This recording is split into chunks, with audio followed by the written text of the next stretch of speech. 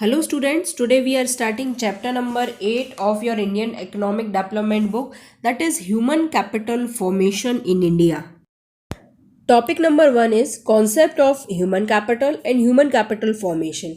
Human capital refers to the stock of skill and expertise of a nation at a point of time. जब हम एक nation की बात करते हैं और वहाँ स्किल और एक्सपर्टाइज का कितना स्टॉक है एक पॉइंट ऑफ टाइम में, so then we are talking about human capital.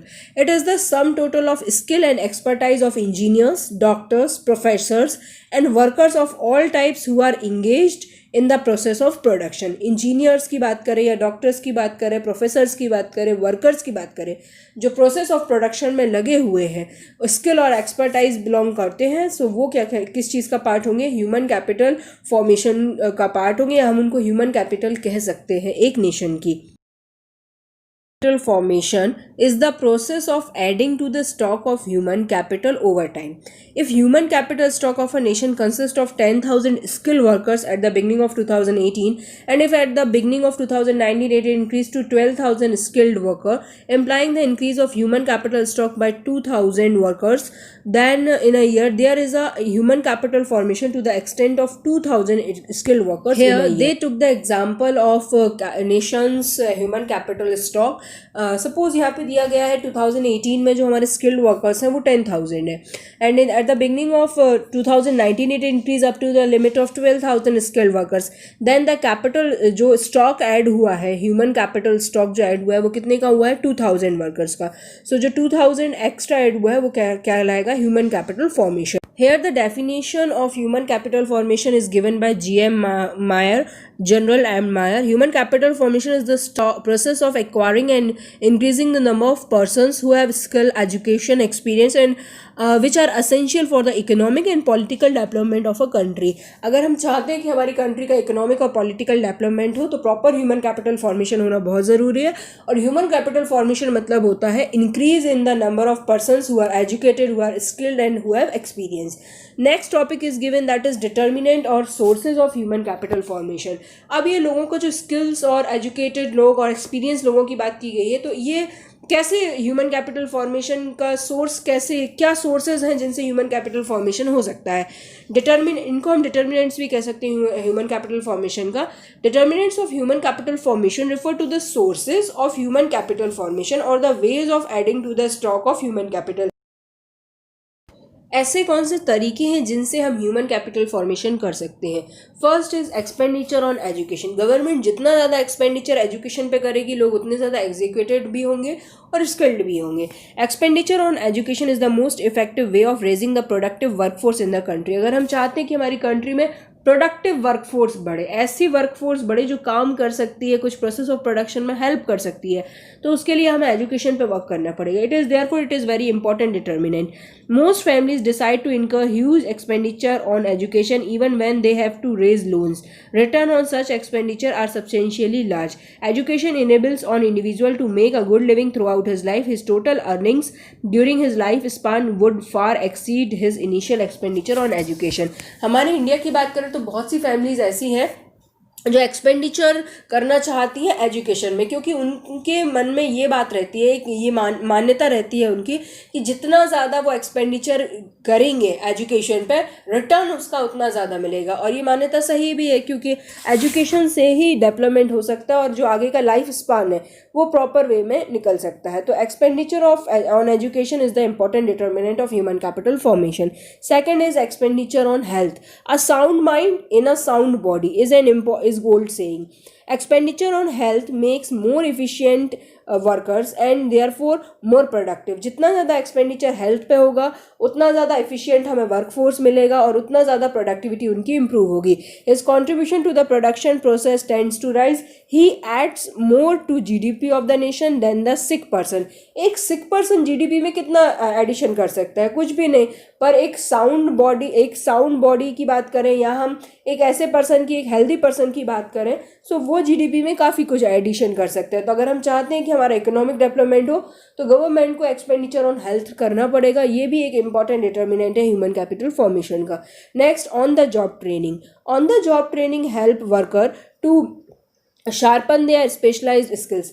जब वर्कर्स होते हैं वो अपना थ्योरेटिकल नॉलेज तो लेके आए हैं, प्रैक्टिकल नॉलेज भी लेके आए हैं, पर अगर उन्हें जिस ऑर्गेनाइजेशन में उन्हें काम करना है वहाँ की उन्हें प्रॉपर ट्रेनिंग मिल जाए, वहाँ के वर्क की उन्हें प्रॉपर ट्रेनिंग मिल जाएगी, तो जो उनके स्पेशलाइज्ड स्किल्स हैं वो और शार्प हो जाएंगे। It enables them to raise the level of efficiency productivity. Firms are always inclined to undertake on the job training programs because in return far exceed the cost of such program. क्योंकि अगर कोई भी company या कोई भी organisation training पे कुछ पैसा खर्च करता है अपने एम्प्लॉयज़ की, तो रिटर्न में उन्हें काफ़ी कुछ मिलेगा अपने एम्प्लॉयज़ से, स्किल्ड एम्प्लॉयज़, एक्सपर्ट एम्प्लॉयज़ उनको मिलेंगे. So it is also the important determinant of human capital formation. Next, study programme for adults. Other than formal education at primary, secondary, and university level, the government and NGOs organize study program for adults to make them proficient in their work areas. Primary education सारे students ले रहे हैं, secondary ले रहे हैं, university level का ले रहे हैं, पर इसके अलावा अगर उनके लिए कुछ अलग से प्रोग्राम्स लॉन्च किए जाएं, गवर्नमेंट, एनजीओ जितने हैं वो कुछ अलग से अगर स्टडी प्रोग्राम्स लॉन्च करेंगे अडल्ट्स के लिए, सो उससे उनकी प्रोडक्टिविटी भी इम्प्रूव होगी और वो as a source of human capital formation के तौर पे निकल के आएंगे. Next, migration. Migration contributes to human capital formation as it facilitates utilization of inactive skills of the people or it facilitates better utilization of skills. कभी कभी ऐसा होता है कि जो स्किल्ड पर्सन्स हैं वो बहुत दूर है सिटी से, और जैसे हमें लेबर चाहिए वो गांव में, तो ज़रूरी क्या है कि उनका माइग्रेशन हो. प्रॉपर माइग्रेशन अगर होगा स्किल्ड लोगों का तो उससे बेनिफिट हमें अपने रिसोर्सेज का यूटिलाइजेशन करने में बहुत ज़्यादा मिलेगा. जितना ज़्यादा हम अपने स्किल्स का यूज़ कर पाएंगे माइग्रेशन के थ्रू, उतना ज़्यादा ह्यूमन कैपिटल फॉर्मेशन होगा. But migration involves cost. First, cost of transportation from one place to other and cost of living in different social environment. ये 2 प्रॉब्लम्स आ जाती है. Last determinant of human capital formation is expenditure on information. Information relating to the job markets and educational institutions offering specialized skills. It is an important determination of skill formation. It enables people to actualize their productive potential. Accordingly, expenditure on information is another important determinant of human capital formation. Now the next topic given in your book, that is role of human capital formation. Human capital का क्या main role होता है या इससे कैसे economic growth होती है. First point is change in emotional and material environment of growth. Human capital formation generates a change in emotional and material growth of the environment, or we can say that material environment of growth. Emotional environment becomes conducive to growth as people tend to acquire growth oriented attitude and aspiration. Her person का एक growth oriented attitude होता है, aspirations होती हैं, तो उनके लिए ये बहुत ज़रूरी है कि ह्यूमन कैपिटल फॉर्मेशन हो. And material environment becomes helpful to growth as the society now possesses their higher number of skilled and trained workers to implement the plan and programs of the economic growth. Next, higher productivity of physical capital. Human capital formation increases the productivity of physical capital. Physical capital तो सारे organisation के पास same होते हैं, पर ये जो होता है ना ह्यूमन कैपिटल, ये उस का बेस्ट यूटिलाइजेशन करके उसकी प्रोडक्टिविटी को और इम्प्रूव करता है. अब ह्यूमन कैपिटल तो आप समझ गए, ह्यूमन बींग्स की बात की गई, वर्कर्स की बात कर गई, पर फिजिकल कैपिटल मतलब जो मशीन्स है, तो मशीन्स का वर्क अलग अलग पर्सन करेंगे, मशीन तो सेम ही रहेगी पर वो अलग अलग पर्सन ह्यूमन कैपिटल फॉर्मेशन का पार्ट रहेंगे.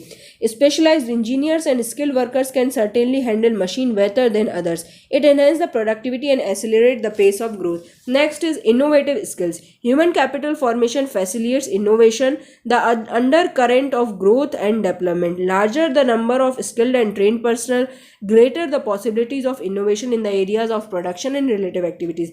जितना ज़्यादा skilled workforce हमारे पास होगी, जितना ज़्यादा trained persons हमारे पास होंगे, उतना ज़्यादा innovations की possibilities रहेगी, production उतना ज़्यादा improve होगा और production से related activities जो होंगी वो उतनी ज़्यादा improve होंगी. ये एक ग्रोथ की सबसे बड़ी लाइफ लाइन है, innovative skills. Next, higher rate of participation and equality. By enhancing productive capacities of the labor force, human capital formation induces greater employment. अब जब रेट ऑफ पार्टिसिपेशन ज़्यादा होगा तो उससे ये होगा एम्प्लॉयमेंट लोगों को ज़्यादा मिलेगा, लेबर फोर्स इंड्यूस होगी वर्क करने के लिए. This increases the rate of participation and the higher the rate of participation, greater the economic growth and social equality in the society. ये बेनिफिट हमको सबसे ज़्यादा मिलेगा. अब यहाँ पे एक बॉक्स दिया हुआ है ग्रीन कलर का, chain effect of human capital capital formation, chain effect बताया गया है कैसे, human capital formation, increase in stock of capital, उससे क्या होगा, better and efficient use of physical capital, उससे क्या होगा, increase in productivity, then increase in GDP, then higher level of income of individual and household, higher the expenditure on education and health and higher in the stock of human capital. ये एक chain effect की तरह move on करता रहता है। Next topic, problem facing human capital formation in India. Human capital formation में India क्या क्या प्रॉब्लम फेस करता है। First point is rising population, rapidly rising population adversely affect the quality of human capital. This is because it reduces the per head availability of existing facilities relating to housing, sanitation, drainage, water system, hospital, education, power supply। Education के बढ़ने के कारण human capital formation कैसे effect होता है, क्योंकि पर person जो अवेलेबिलिटी होती है हाउसिंग की, सैनिटेशन की, ड्रेनेज की, वाटर सिस्टम का, हॉस्पिटल्स, एजुकेशन, पावर सप्लाई, इन सब की जो पर पर्सन जो अवेलेबिलिटी है वो कम होती जाती है पॉपुलेशन इंक्रीज होने के साथ साथ। Reduced availability of these facilities lead to fall in the quality life of the poor, उससे जो क्वालिटी लाइफ है लोगों का वो कम होता जाता है। Second problem is brain drain, migration of person from one place to another. We can say that migration of a person to developed countries is a serious threat to the process of human capital formation in the country. And the migrated person who decided to migrate from the one country to another, or we can say that from developing country to developed countries, are of high caliber, such as scientists, administrators, executive engineer, physicians, educationists, etc. This is prescribed as a problem of brain drain. This slows down the process of human capital formation in the domestic economy.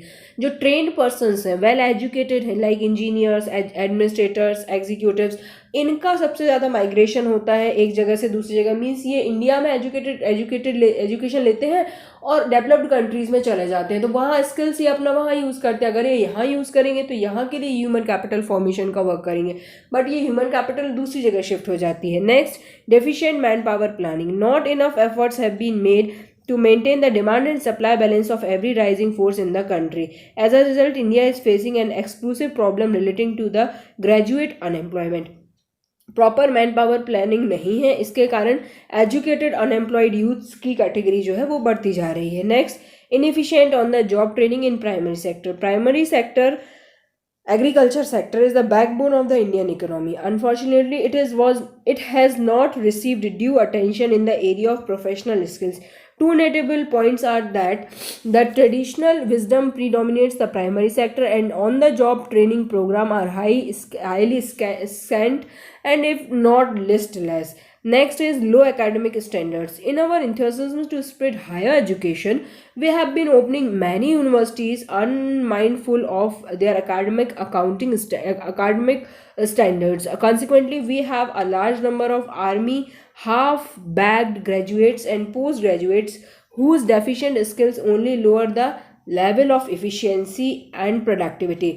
Means जो हमारा academic standard है, हमने universities open की हुई हैं, institutes open किए हुए हैं, पर उनका एकेडमिक स्टैंडर्ड्स बहुत लो है। उसके कारण ये हो रहा है कि हमें कैसी we have large army of half baked graduates. जो हमारे ग्रेजुएट्स की आर्मी है वो हाफ बैग्ड है, या वो डेफिशिएंट, उनमें वो पढ़ तो लेते हैं, एजुकेशन तो ले लेते हैं, पर उनमें स्किल्स जो डेवलप होना चाहिए वो स्किल्स डेवलप नहीं हो पाते हैं। ये प्रॉब्लम्स हैं जो ह्यूमन कैपिटल फॉर्मेशन के लिए इंडिया फेस करता है। Next, education as an important element of human resource development. Education as an essential element of human resource development. Education implies the process of teaching, training and learning. It improves knowledge and develop skills. Education क्या होता है? Education सिर्फ teaching नहीं है, education में teaching भी आती है, ट्रेनिंग भी आती है और लर्निंग भी आती है, और ये ह्यूमन कैपिटल फॉर्मेशन में सबसे बड़ा रोल प्ले करती है। Education is the undercurrent of economic and social change. However, as compared to the other countries of the world, spread of education in India has not been so encouraging. Even literacy rate in the country continues to be very low. According to the census 2011, barely 74% of the population is illiterate as against 90 to the 95% in the developed countries of the world. जब हम developed countries की बात करते हैं तो जो वहाँ की जो पॉपुलेशन है, लिटरेट पॉपुलेशन, वो अबाउट 90 to 95% है, पर जब हम इंडिया की बात करते हैं तो उसमें जो हमारा रेट है वो उसमें बहुत पीछे है, अप्रॉक्स 75%, और we can say that 74% population ही हमारे यहाँ की लिटरेट है। सो अगर हम डेवलप्ड कंट्री बनाना चाहते हैं इंडिया को, तो हमें एजुकेशन पे भी बहुत बड़ा फोकस करना पड़ेगा, और एजुकेशन को इम्प्रूव करना बहुत ज़रूरी है ह्यूमन कैपिटल फॉर्मेशन को इम्प्रूव करने के लिए। Next here one important sub topic is given, that is importance और objective of education. Following points highlight the importance of education. क्या इंपॉर्टेंस की एजुकेशन है, यहाँ कुछ पॉइंट्स दिए गए हैं।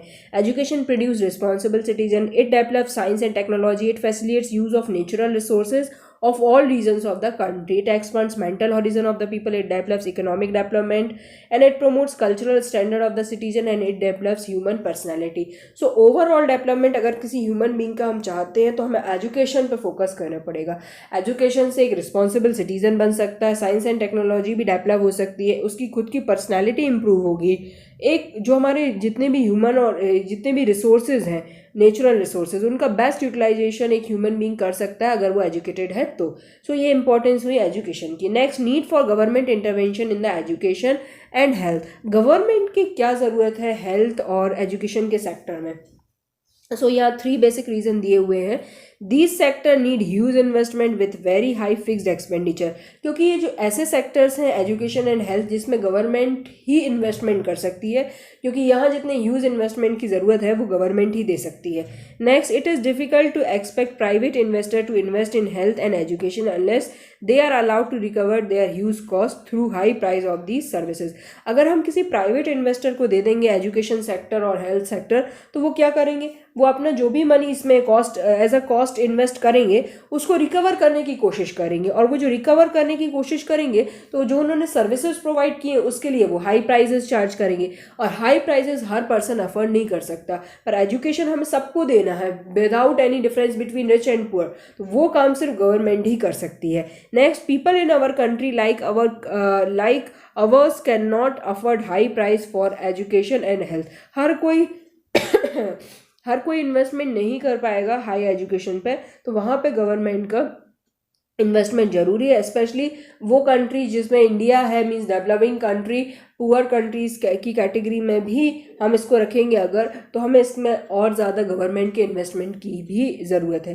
Next, growth of education sector in India. अब एजुकेशन सेक्टर की ग्रोथ की बात की गई है। First point is given here, expansion of general education. Table number 1 shows the expansion of the general education during the period of 5 years plan. यहाँ पे table number 1 आप अपनी बुक में देखिए।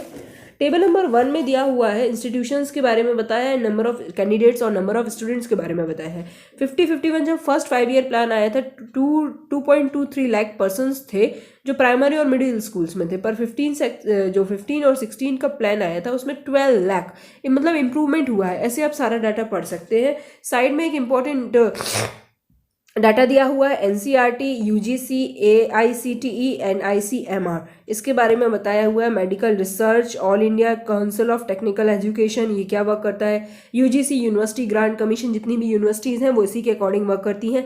NCERT की बुक्स आप पढ़ते हैं तो ये टेक्स्ट बुक मटेरियल जो पूरा आता है सीनियर सेकेंडरी लेवल पे वो NCERT के थ्रू ही आता है। So table number 1 suggests that substantial progress have been made in the field of education during the plan. The number of educational institutions providing elementary education has increased roughly by 5 times, and the number of students increased 10 times. In 1951, hardly 18% population was illiterate. In 2011, nearly 74% population is literate. Next is elementary education. Elementary education cover the student from class 1 to class 8. मतलब primary और middle जो age group है वो आता है elementary education में, उनकी बात की है ये, मतलब लगभग 6 to 14 years. The number of primary and middle schools are considerably increased. In 1950-51, their number was 2.23 lakh. In 15-16, it increased to 12 lakh. However, low percentage of admission of children in primary classes points to education backwardness in the country, and social economic poverty is the principal cause of educational backwardness. ये जो social और economic poverty India में है वो सबसे बड़ा कारण है educational backwardness का। Next, third point, secondary and senior secondary education. In 1950-51, there were about 7.4 thousand secondary and senior level schools with 15 lakh students. But in 2015-16, the number of secondary schools rose to 2.52 lakh and the number of students went up to 3.2 crore. काफ़ी improvement हो चुका है. In 1987-88, Navodaya Vidyalaya were established to impart modern education of good standard to talented students of the rural areas. जो गाँव के लोग हैं, गाँव के स्टूडेंट्स हैं, उनके लिए मेनली उनको एजुकेशन प्रोवाइड करने के लिए, स्टैंडर्ड ऑफ लिविंग इम्प्रूव करने के लिए, और जो गांव में टैलेंटेड स्टूडेंट्स हैं उनको proper education, modern education provide की जाए, उसके लिए नवोदय विद्यालय ओपन हुए थे. These schools provide boarding facilities to the student. Presently 565 Navodaya schools are functioning. Means हम कह सकते हैं कि 500 से ज़्यादा नवोदय स्कूल अभी भारत में चल रहे हैं. Central government has established Kendriya Vidyalaya, central school for the benefit of children of transferable employees. जिन एम्प्लॉयज़ का ट्रांसफ़र होता रहता है, मेन उनके लिए बेनिफिट प्रोवाइड करते हैं सेंट्रल स्कूल, केवीज जिसको हम बोलते हैं. Currently, the number of central school in the country is estimated to be 1128 as against 931 in 2007, and the number of students in these schools is about 12.6 lakh. 3 Kendriya Vidyalayas, one at Kathmandu, one at Moscow and another at Tehran are also functioning. Means ये out of India work कर रहे हैं. Next, higher education. After independence, higher education has shown a convincing growth over time. As many as 799, means almost हम 800 ले लें, 800 universities are providing higher education in the country. Of these, there are 44 central universities. Besides, these are 40 deemed to be universities. The total number of colleges for general education in the country is about 39,000. The number of students in all universities is 346 lakh in 2015. University Grant Commission regulates and guides the higher education in the India. अगर कोई पूछता है आपसे कि India में जो university का जो वर्क है, या कहना चाहिए कि जो कॉलेजेस के वर्क हैं, वो किसके गाइडेंस में चलते हैं, तो आंसर होना चाहिए यूनिवर्सिटी ग्रांट्स कमीशन. ये रेगुलेट करता है higher education in India. Next topic is vocationalisation of secondary education. In February 1988, the central government launched a plan of vocationalise secondary education. Under the plan, financial help is given to those schools who start vocational course at 2+2 level. Also, efforts are underway to do an employment plan for those who successfully complete the vocational courses. In 2012-13, permission was granted to nearly 11,000 schools in the country to start vocational courses. About 10 lakh students are getting vocational in these schools. Vocational course मतलब ये होता है अलग अलग areas में उनको education दी जाती है, अलग अलग कोर्स करवाए जाते हैं, उन पर्टिकुलर कोर्सेज के बेसिस पे ही उन्हें जॉब मिलता है. Like in the vocational courses work in the area of agriculture, trade and commerce, engineering, technology, health and medicines. Next, technical, medical and agricultural education. Since independence, the number of institutions imparting technical and professional education has increased significantly. In 1951, there are 43 diploma and polytechnic institutions. Now their number rises to 1,914. There are 3,400 recognized engineering colleges running degree level courses in different disciplines. The admission capacity of these courses about 15 lakh students per year. Presently, there are 289 medical colleges in the country with an admission capacity of 32,815 students. काफ़ी improve हो गया है. Next, number of dental colleges is about 282 with the admission capacity of 22,680 students. Many research centers have been set up in the country like Indian Institute of Technology, Agriculture Research Institute, Indian Statistical Institute and many more. Many agricultural universities has also been set up in India.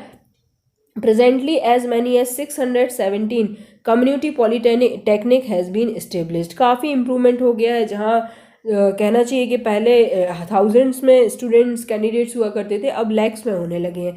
Next is rural education. Rural areas have also witnessed wide expansion of education. National Rural Higher Education Council has been set up for this purpose. Under this council, 14 rural educational institutions have been functioning.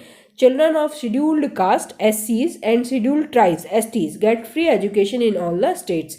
Next is adult and female education. Main work जो किया गया है वो female education पे किया गया है. In order to eradicate illiteracy among the adults, special programs or special arrangement have been made for adult education.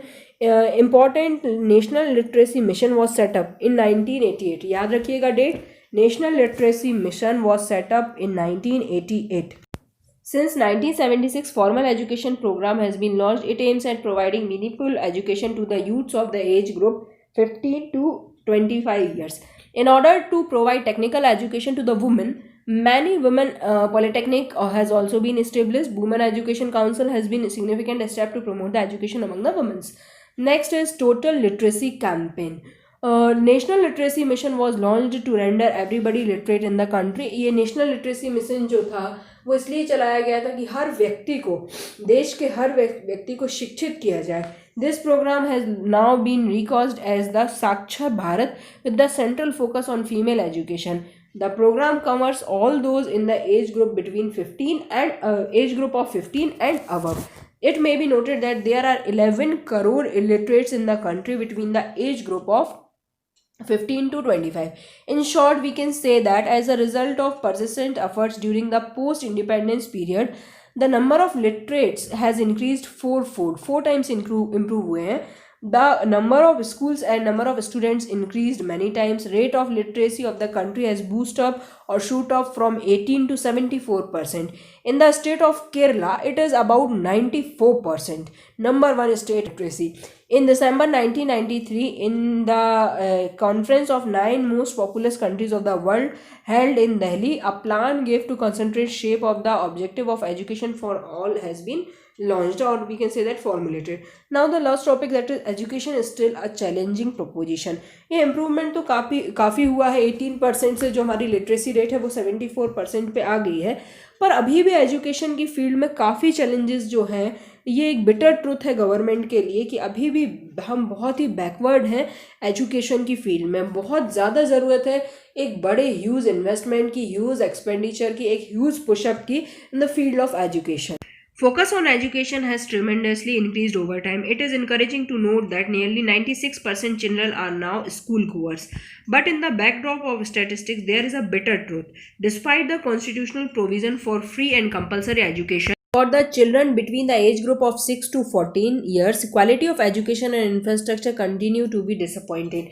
अगर हम बात करते हैं कि गवर्नमेंट इतना ज़्यादा एफर्ट्स लगा रही है, उसके बाद भी 6 to 14 ईयर्स की जो एज ग्रुप है स्टूडेंट्स का, वो उतना ज़्यादा क्वालिटी एजुकेशन या इंफ्रास्ट्रक्चर उतना ज़्यादा उस ग्रुप को नहीं मिल पाया. मीन्स उतना ज़्यादा एजुकेशन प्रॉपर उनको नहीं मिल पाया जैसा गवर्नमेंट ने प्लान किया था या जैसा हमने सोचा था. Administrative callousness compounds the problem further. A survey by the Child Rights and Youth CRY, एक इंस्टीट्यूट है, finds that children continues to be refused admission to the school because of lack of transfer documentation, birth registration and proof of residence. इन वजहों से जो students हैं और कहना चाहिए जो चिल्ड्रन हैं वो एडमिशन लेने से कतराते हैं. In some cases parents of school going children are compelled to pay fees. Such instances point to a serious bottleneck in the education system of the country. This along with the following fact and figures makes education still a challenging proposition in India. और यही reason है जो आज भी education को India में एक challenging proposition के तौर पर बनाते हैं. नेक्स्ट, यहाँ कुछ रीजंस दिए हुए हैं क्यों ये एक चैलेंजिंग प्रोपोजिशन है. First is large number of illiterates. India harbours the largest number of illiterates in the world. Presently nearly 36 crore people are estimated to be illiterate. The number exceeds even the total population of the most countries in the world. Next, ये जो आपकी 36 करोड़ आबादी जो है ऐसी है, population जो है वो इलिटरेट है, इतनी तो किसी देश की, वर्ल्ड के और देशों की तो पॉपुलेशन ही सिर्फ इतनी है. Next, inadequate vocationalisation. Education continues to be largely degree oriented, throwing millions of educated youths down to the corridors of the employment exchanges. Education कैसी रह गई, सिर्फ डिग्री ओरिएंटेड रह गई है. बस डिग्री ले ली, खत्म हो गया, एजुकेटेड हो गए, बट स्किल्स तो कुछ डेवलप होते नहीं है, या वो एज अ प्रोडक्टिव लेबर के तौर पे तो वो इंस्टीट्यूट गवर्नमेंट के लिए या पूरे देश के लिए कुछ वर्क ही नहीं करते. Vocationalisation of education is still a far cry. Next, gender basis. There is a still significant gender base in offering opportunities to the education to male and female children. Difference आज भी होता है India में, mail के लिए अलग, mail worker के लिए अलग सैलरी और फीमेल के लिए अलग.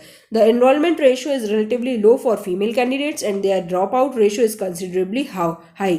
Education system is in India thus needs a substantial change in the attitudes of the people. People का आज भी ये एटीट्यूड है इंडिया के, फीमेल वर्क घर पे करेंगी और जो मेल है वो बाहर वर्क करेंगे, वो जॉब करेंगे. इक्वालिटी अभी कभी भी नहीं है। Next is low rural access level. There is a high degree of disparity in the access of education. The access level is considerably low for the rural population compared to the urban population. Privatization. There is a growing trend towards the privatization of education. Education का भी क्या हो गया है, privatization हो गया है. Being very expensive, private education has tended to be widen the gulf between the access level for the rich and poor. जो poor person है वो प्राइवेट स्कूल्स में अपने चिल्ड्रंस को नहीं पढ़ा पाते, सिर्फ रिचर पर्सन ही प्राइवेट स्कूल में पढ़ा पाते हैं अपने चिल्ड्रंस को, क्योंकि वो बहुत ही एक्सपेंसिव होता है. जो कॉस्ट है, जो फीस का पेमेंट है प्राइवेट स्कूल्स में, वो बहुत ज़्यादा है. There is almost a drought of educational opportunities for poorer section of the society. Next, low government expenditure on education. The government has failed to fulfill the commitment of spending nearly 6% of the GDP on education, and actual expenditure has been around 4 to 5% only. This point the gap between what is tended or desired and what is actually we achieved. Given these facts, these are it is obvious that education in India has failed to reach the masses and also failed to break the vicious circle of illiteracy breeding poverty and poverty breeding illiteracy. Means ये दोनों आपस में ही related है. Government को ज़रूरत है कि huge expenditure करे, एजुकेशन पे प्रॉपर वर्क करे, और प्राइवेटाइजेशन को रोक के गवर्नमेंट अपने अंडर में ही रखे अगर एजुकेशन इंस्टीट्यूट को, तो हो सकता है जो डिज़ायरेशन हुई है, ये जो हम चाहते हैं एजुकेशन की फील्ड में, वो हम अचीव कर पाएँ.